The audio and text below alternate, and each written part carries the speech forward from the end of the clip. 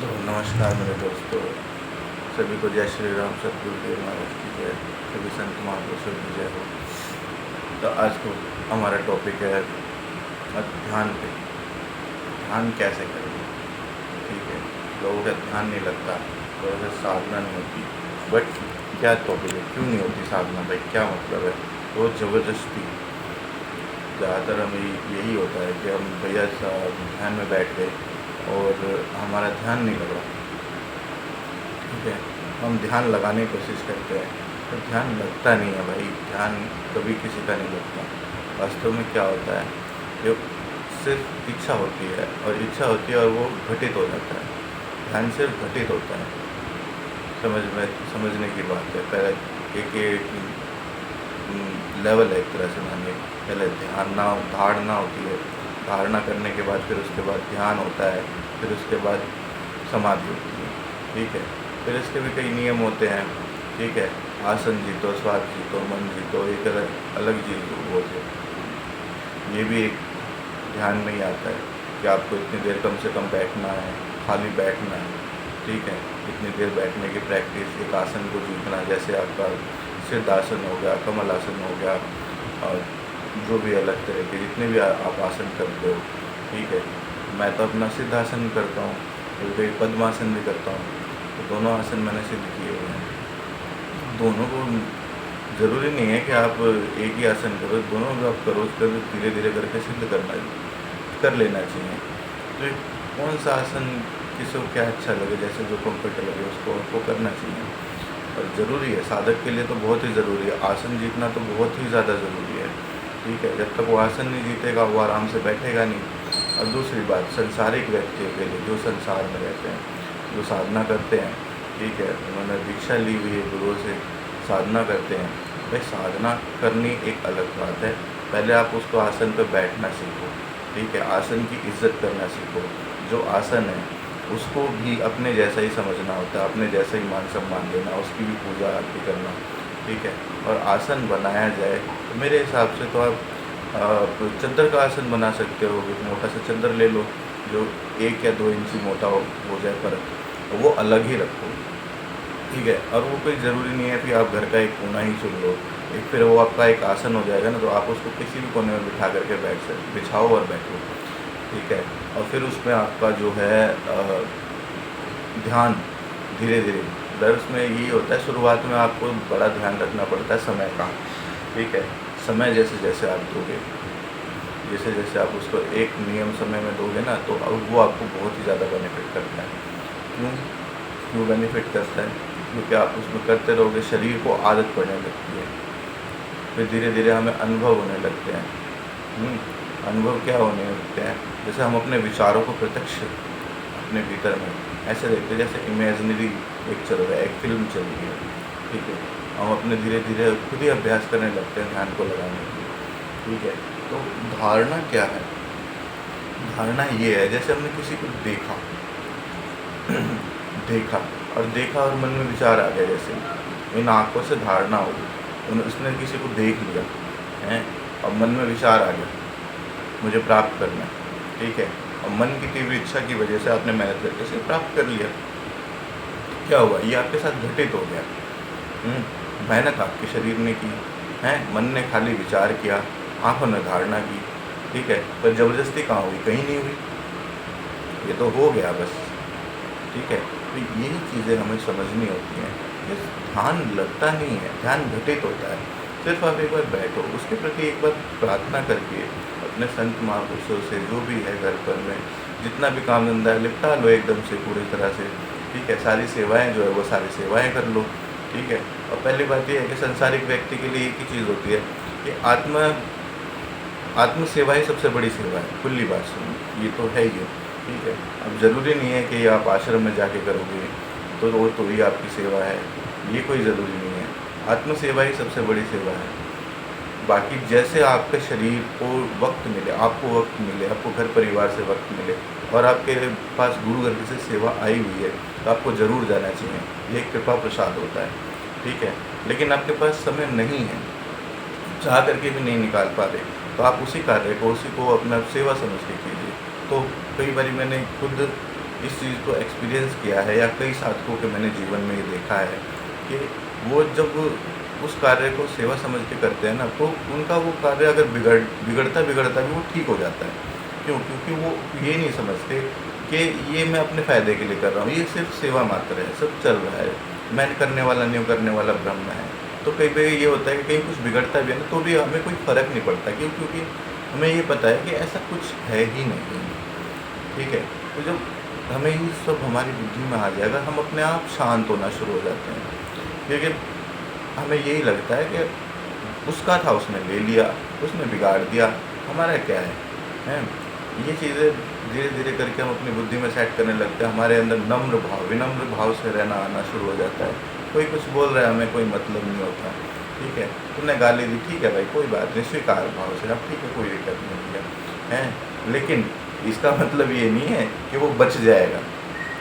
जैसे-जैसे आप परमात्मा पे इस मार्ग पे आगे चलते रहोगे, तो मैंने ये चीज़ देखी है, हम तो उसे छोड़ देते हैं, कोई दिक्कत नहीं है, लेकिन प्रकृति जब उसको ठोकती है भाई, क्या बुरा ठोकती है।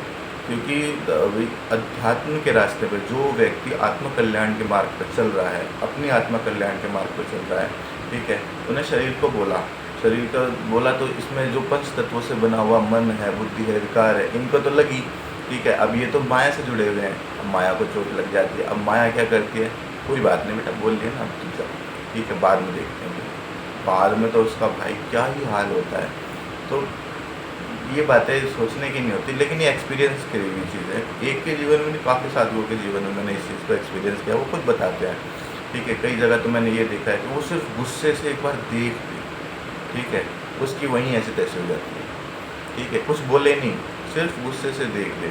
तो ज़्यादातर संत वहाँ जो सिद्ध होते हैं, उनके पास क्या होता है, वो जब तक आसन पे बैठे हैं ना, उनसे जितनी बात करनी है, जैसे बात करनी है, उनसे कर लो। जैसे वो आसन से उतर जाए, उनसे कोई बात मत करो, क्योंकि फिर वो माया के साथ एक हो जाते हैं, माया उनके साथ ही होती है। और जब तक वो आसन पे है, माया उनसे थोड़ी सी भिन्न होती है, तो आप किसी भी तरह से बात कर लो। लेकिन जैसे ही हम उनके साथ नज़दीकियाँ बढ़ाना शुरू करते हैं, पास जाने शुरू होते हैं, तो वो माया आपको खुद ही भगाना शुरू कर देगी, ठीक है।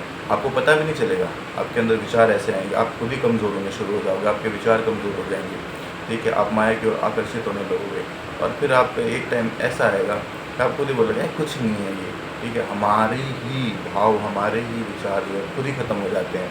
हमारी वो इच्छा नहीं रहती, जिस इच्छा से हम उसके पास गए थे और जिस तीव्रता से हम उसकी भक्ति करना चाहते थे, वो भक्ति को भी तोड़ देती है, ठीक है। तो बट यही चीज़ें होती हैं, यही हमारी परीक्षा होती है। ये इसी को जो साधक है उसको ये सोचता है कि यही मेरी परीक्षा है, गुरु यही मेरी परीक्षा ले रहा है कि मैं कैसे अपने आप को सिद्ध कर पाऊँ, उसके सामने प्रूफ कर पाऊँ कि मैं करना चाहता हूँ, ठीक है। तो चाहे किसी भी तरह मेरे को परीक्षा ले ले, तो वो यही चीज़ देखता है कि देख कैसे इसको तोड़ा जा रहा है, कैसे इसको भगाया जा रहा है, या हटाया जा रहा है, लालच दिया जा रहा है, मुँह में फँसाया जा रहा है। लेकिन फिर भी इसको सिर्फ एक लक्ष्य दिख रहा है। जब वो देख लेता है कि हाँ, अब ये पक्की तरह से मेरी तरफ चलने वाला है, तब गुरु कृपा करता है, ठीक है। तो सद्गुरु का काम क्या होता है, पहले तो वो आपको वो सिद्ध कर देता है कि मैं कौन हूँ, ठीक है। आपको आपके आत्मदर्शन करा देगा, आपकी भक्ति आपको दिखा देगा, ठीक है। आपकी आत्मा का दर्शन, आपके उस परमात्मा का दर्शन आपके घट भीतर करा देगा, ठीक है, कि भाई मैं कौन हूँ। अब मैंने तो ये बता दिया तेरे को, ठीक है, अब तू मेरे को बता, अगर तेरे को ये करना है तो तू मेरे को ये बता कि भाई तू करेगा, ठीक है। तूने मेरे को जांचा परखा, तब तूने अब मेरे को गुरु स्वीकार किया है, ठीक है। किसी के कहने से गुरु मानना कोई वो नहीं है। मैं तो एक बात समझता हूँ कि किसी के कहने से आप गुरु नहीं मानो, आपको स्वयं जो गुरु आपको घट भीतर परमात्मा का दर्शन करा दे, उसको गुरु मानो, ठीक है। अब कहीं तुम्हें ये इस तरह से बिठा दिया जाए, भाई तू ध्यान कर, हैं, तू ध्यान कर, तेरे को परमात्मा का दर्शन हो जाएगा, तेरे को आत्मिक सुख प्राप्त होगा, ठीक है। लेकिन आत्मिक सुख कब कब प्राप्त होगा, जब मन शांत होगा, बुद्धि शांत होगी, हैं। जब मन बुद्धि शांत नहीं है, ठीक है, आपकी इंद्रियाँ इधर उधर भटक रही हैं, तो आपकी आत्मिक को शांति कैसे मिलेगी, आत्मिक सुख कैसे मिलेगा, हैं। फिर वो आनंद की स्थिति कैसे रहेगी। तो ये चीज़ें होती हैं। आदमी क्या समझता है कि मैं कमा लिया, मैंने खा लिया, मैंने बच्चे पाल लिए, आज बच्चों को एजुकेशन अच्छी करा रहा हूँ मैं, ठीक है, मैंने लाखों करोड़ों रुपए छाप लिया, ठीक है। और बाद में क्या होता है, वही बच्चे उसको नहीं देखते, ठीक है, क्यों नहीं देखते?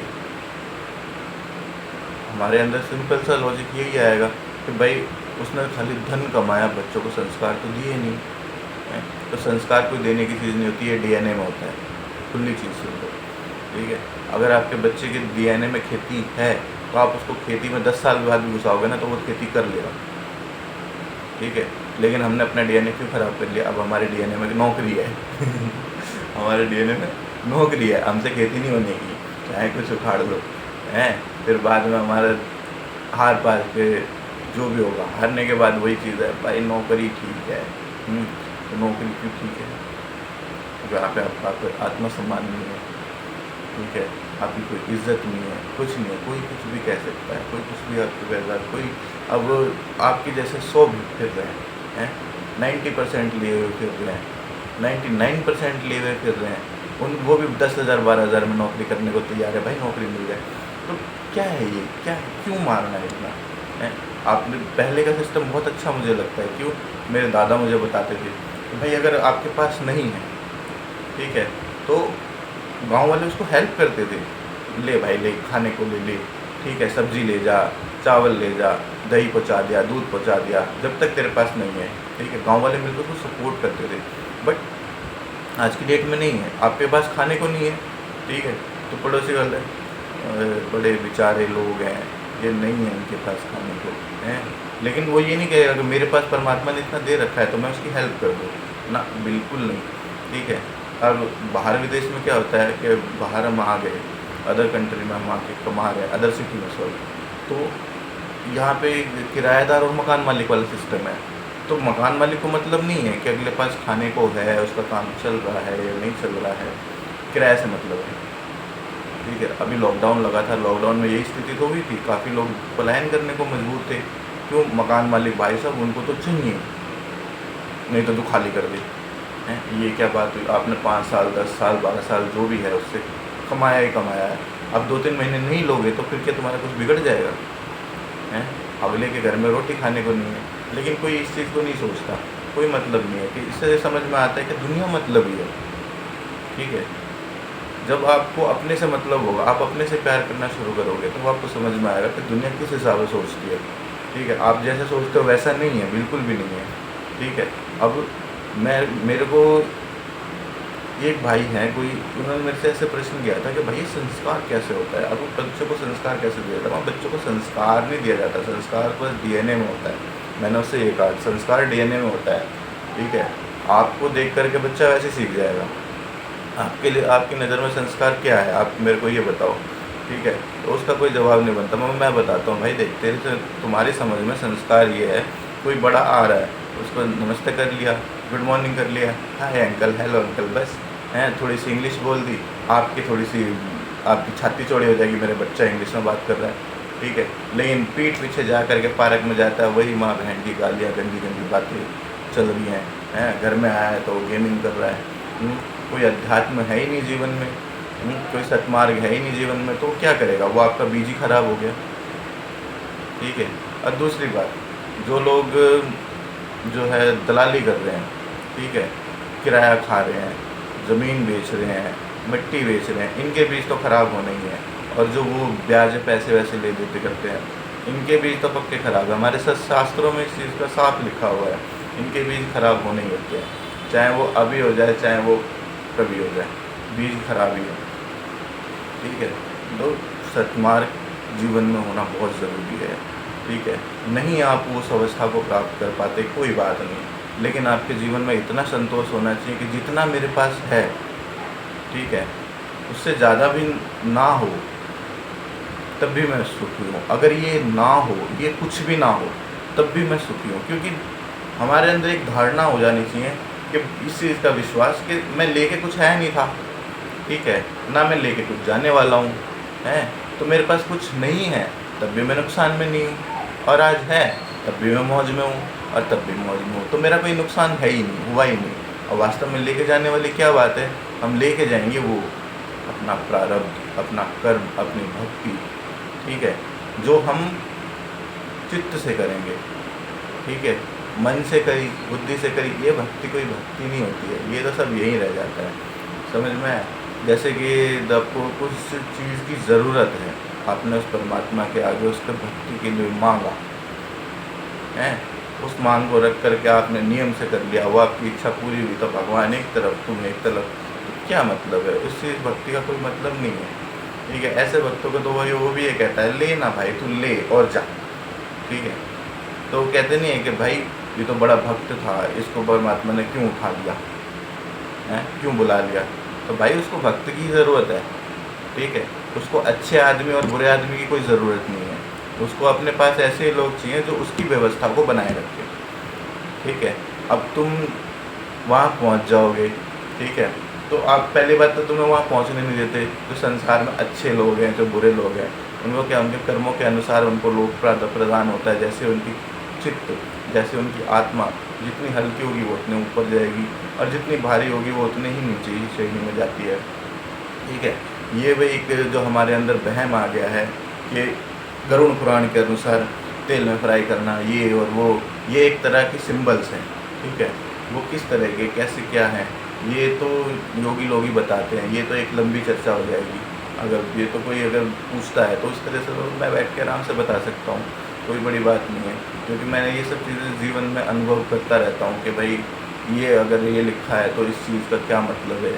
ठीक है, ये एक सिंबल मात्र है। अब आपको डायरेक्ट ये बता दिया जाए कि तेल में फ्राई किया जाएगा, है तो तेल में फ्राई कर मतलब तेरा ही तेल निकाला जाएगा, बेवकूफ़। तेरा ही तेल निकाला जाएगा, तेरे को निचोड़ दिया जाएगा पूरी तरह से। तो ये एक अलग तरह की एक रिसर्चिक लैंग्वेज में हमारे ये शास्त्र, वेद, पुराण जो है सब लिखा गया है। इसको समझना सिर्फ सद्गुरु कृपा से ही होगा, क्योंकि वही आपको वो बुद्धि विवेक प्रदान करता है, जिस वजह से आप उसको समझते हो, उस जीवन में चल पाते हो। ठीक है, और आप चलोगे, आपको खुद अनुभव होगा। ठीक है, जिसकी आप पूजा कर रहे हो हैं, वो तो एक निमित्त मात्र है। उनसे भी ऊपर कोई एक शक्ति है, कोई एक सत्ता ऐसी बैठी हुई है जो इनको चरायमान कर रही है, हैं, जो जिसके लिए वो खुद भी बोलते हैं, ब्रह्म विष्णु महेश भी इस चीज़ को बोलते हैं कि हमने भी आज तक उन्हें नहीं देखा, उनको नहीं जाना। तो उनको जानता कौन है? उनको सद्गुरु ही जानते हैं। ठीक है, वही उन तक ले जाते हैं, वही उन तक पहुंचाते हैं, वही वो दिखाते हैं, वही समझाते हैं। तो वास्तव में उनको जाना भी नहीं जा सकता, उन्हें देखा भी नहीं जा सकता, उनका अनुभव किया जा सकता है। जैसे कि ध्यान में हमारे साथ होता है, हमारे साथ ध्यान में यही तो होता है कि हम सब दृष्टा हो जाते हैं। ठीक है, फिर हमें यही नहीं समझ में आता कि देख कौन रहा है। ठीक है, देखने वाले तो हमें पता है कि हमें सब दिख रहा है। ठीक है, लेकिन ये दिखा कौन रहा है, हैं? तो जब धीरे धीरे हमें इस अवस्था में आते हैं तो कई जगह में ध्यान में मुझे ये भी मेरा अनुभव है, मुझे ये दिखता है कि मैं बैठा हूँ। ठीक है, और वो जो खड़ा होकर देख रहा है, जो वो खड़ा होकर देख रहा है वो मुझे नहीं दिख रहा, मैं खाली बैठा हुआ दिखाई दे रहा हूँ। ठीक है, फिर उसके बाद अपने जो कॉस्मिक बॉडी है वो भी दिखाई पड़ती है, लेकिन उन्हें देखने वाला कौन है? ये सब चीज़ें समझ में आना बहुत ही अलग अनुभव होता है, बहुत ही अच्छा यूनिक अनुभव होता है। साधक जीवन में इन अनुभव को आध्यात्मिक प्रगति मानते हैं कि वो प्राण शरीर को अपने एक्टिव कर चुका है और वो आगे के रास्ते पे चल रहा है, उसके ऊपर गुरु कृपा हो रही है। ठीक है, ये सब चीज़ें हैं। तो ध्यान कोई जीवन में ज़बरदस्ती करने वाली चीज़ नहीं है। अगर इसको प्रेम भाव से करोगे ना, सिर्फ सहज भाव से, ठीक है, बस बैठ गए खाली, आपके मन के आपके अंदर कोई ऐसी, संसारिक व्यक्ति का तो यही होता है कि वो बैठा हुआ है तो उसके बुद्धि में संसार की बातें चलती हैं, उसके संसार के काम जो हैं वो चलते हैं, ये टेंशन लेके बैठा हुआ है ये चलती है, तो इस वजह से वो बैठ नहीं पाता है। तो इसका एक ही रास्ता है कि भाई जो भी काम है सारे काम कर लो, चाहे तुम आधे घंटे के लिए बैठो उसके आगे, उस परमात्मा के आगे सिर्फ उसके लिए बैठो। ठीक है, उसको समर्पण होके बैठो कि भैया मैं बैठ गया, ठीक है, मेरे पास जो भी समय है मैं बैठ गया, मैंने उतना दे दिया, तो वो भी उसकी कदर करता है। ठीक है, तू अपने सारे कर्म योग पूरे करके फिर तू मेरे आगे आ गया है। ठीक है, तो अब तेरा जो ये समय है ये मेरे लिए मूल्यवान है, तो उतने ही समय में आपको पूरी भक्ति कराएगा। ठीक है, आपका जो लक्ष्य है वो पूरा कराएगा। ये मेरा अनुभव है, क्योंकि मैं भी संसारिक हूँ, मैंने भी कोई साधु चोला नहीं लिया है, लेकिन हाँ इस चीज़ का अनुभव किया है।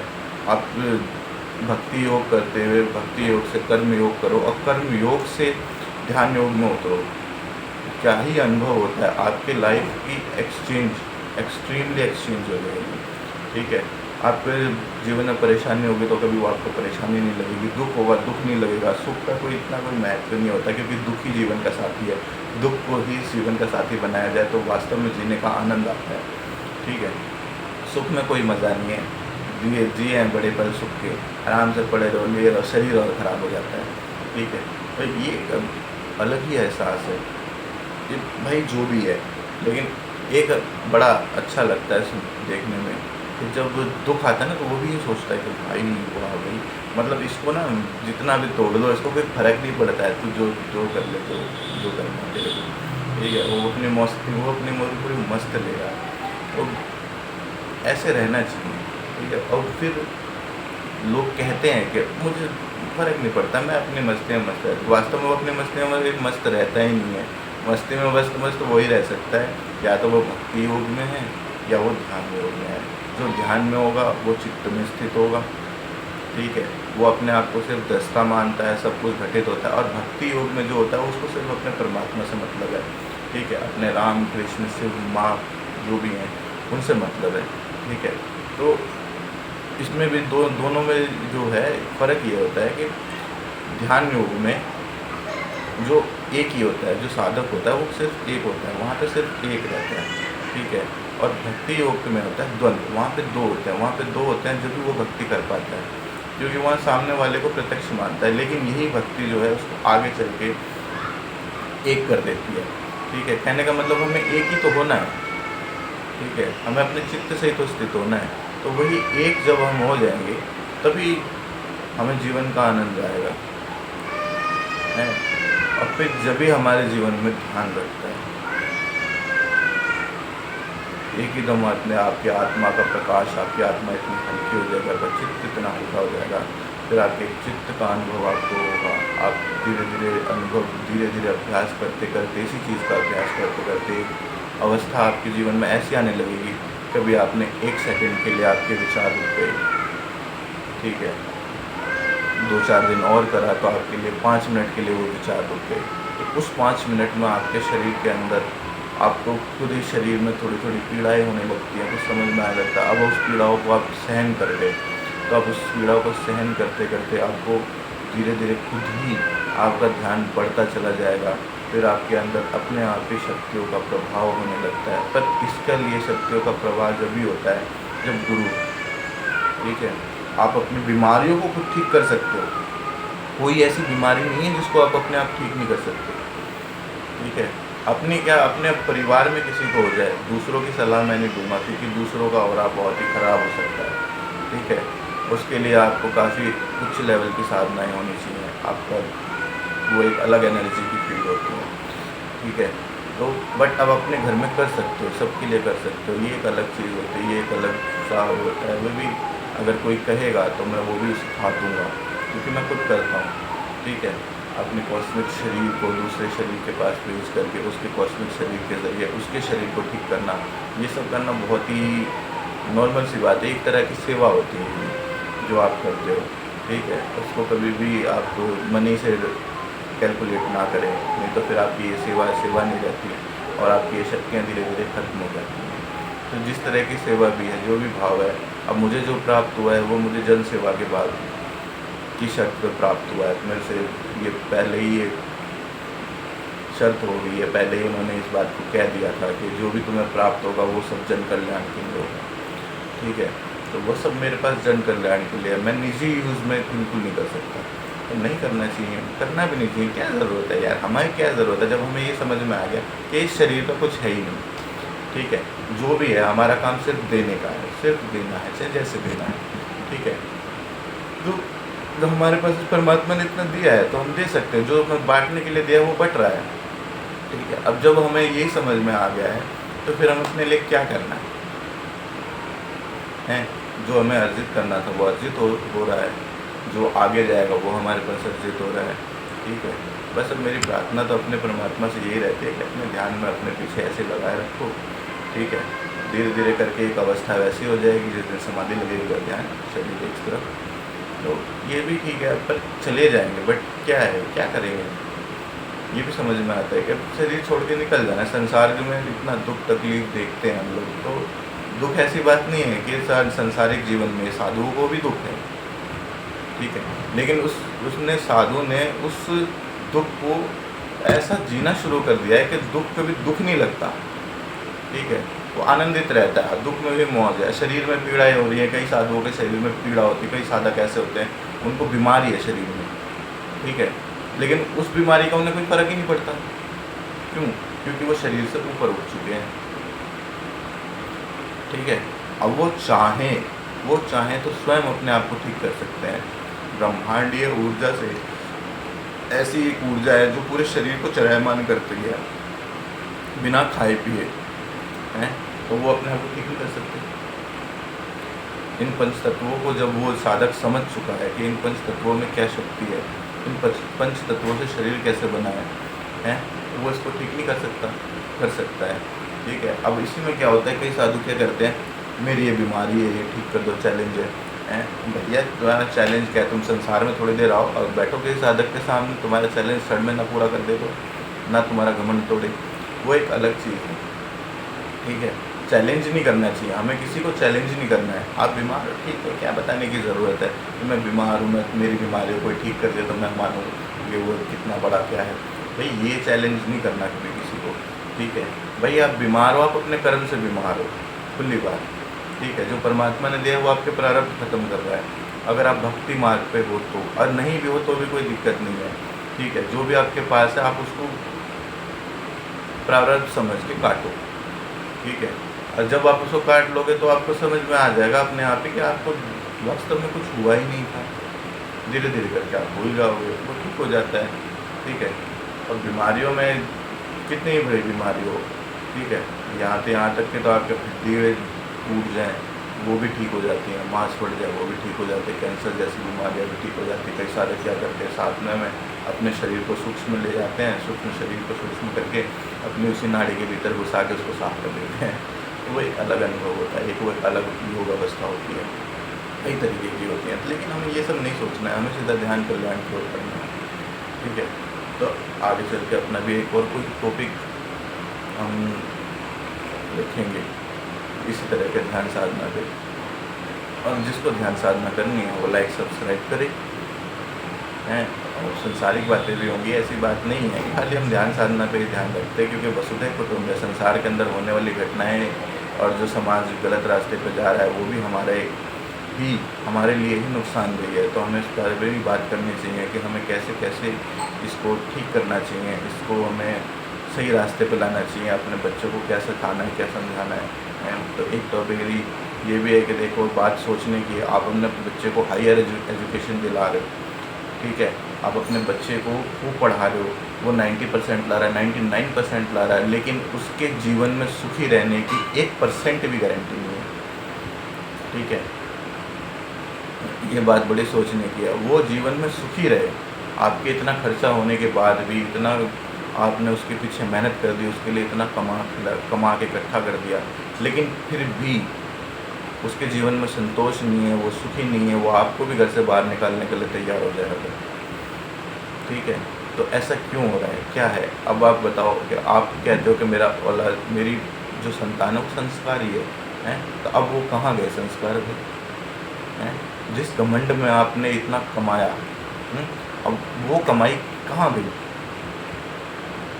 समझने की बात है, सोचने की बात है, यही सब बातें विचार करने की बात है, ठीक है। वास्तव में हमारा घर ही ठीक नहीं है तो हम सोचते हैं कि समाज खराब है। भैया तुम्हारा जब घर ठीक हो जाए ना तब तुम समाज के बारे में सोच लेना, पहले तुम अपना घर ठीक करो, ठीक है। वास्तव में तुम्हारे घर में ही तुम्हारे बच्चे तुम्हारे नहीं है, तुम्हारी बीवी तुम्हारे नहीं सुन रही है, ठीक है। तुम्हारा विचार यह है तो तुमने, ये कमी हमारे अंदर ही है, ये कमी पुरुष के अंदर ही है। पुरुष ही पूरे परिवार को जोड़ के रखता है, ठीक है। खाली स्त्री के जोड़ने से नहीं होता है, पुरुष स्त्री को समझाता है कि देख ऐसे नहीं ऐसे चल, ऐसे नहीं ऐसे करेंगे, ठीक है। कोई नहीं मान रहा है, कोई बात नहीं, तो दूसरी तरह से ट्राई कर, ठीक है। नहीं, वो एक समझाने की बात होती है, आदमी ही समझाया घर में, औरत को नहीं समझे, इतना वो नहीं उठता। काफ़ी कम औरतें ऐसी होती हैं जो इस तरह की मैच्योर होती हैं, जो कि पूरे परिवार को अच्छे से बिना समझाए समेट के रखती हैं। लेकिन नहीं, ज़्यादातर मैं यही देखता हूँ कि आदमी की तरफ से ही गलती होती है कि मैं खाली, मेरा काम खाली कमा के ला के घर में डाल दिया और बच्चे खाएं मौज लें, ठीक है, इससे घर नहीं चलता, आपका घर टूटेगा, नुकसान होगा, अभी नहीं दुख होगा, बाद में होगा, ठीक है। जिस दिन आपके हाथ पाँव बैठेंगे उस दिन आपको दुख होगा, ठीक है। आपको खुद ही समझ में आ जाएगा अंत समय में, जब आपके शरीर से किसी काम के नहीं रहोगे ना, अब वही बोलेंगे अरे चल उधर जाके पड़ा रहे, ठीक है, काम खाएँ चची पे कर रहा है।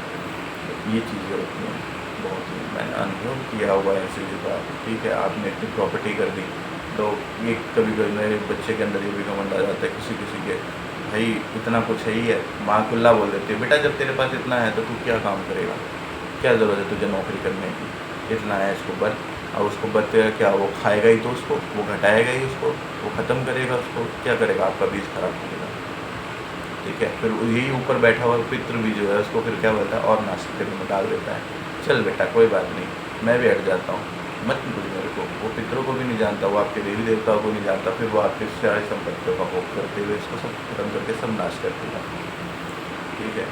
फिर ये सब बातें तो सोचने की है, विचारने की, आपको सोचो विचारो, ठीक है। लेकिन मेन चीज़ ये है कि आपको आपकी आत्मा का कल्याण करना है, खुली बात। हमारे जीवन का लक्ष्य यही है, गीता भागवत का भी, श्री गीता जी का ही भागवत का लक्ष्य यही है, उनका कहना भी यही है, ठीक है। कि आपने आपको मनुष्य का सिर्फ यही कर्तव्य है संसार में आके अपनी आत्मा का कल्याण करना, वो कैसे करना है, ठीक है। ये चीज़ें सोचें, समझिए, जानिए, विचारिए, ठीक है। रास्ता ना मिले तो किसी ऐसे बंदे को पकड़िए जो इस मार्ग पर चल रहा हो, वो बताए, आपको सही मार्ग दिखलाए, लेकिन उसके कहने पे भी मत जाइए।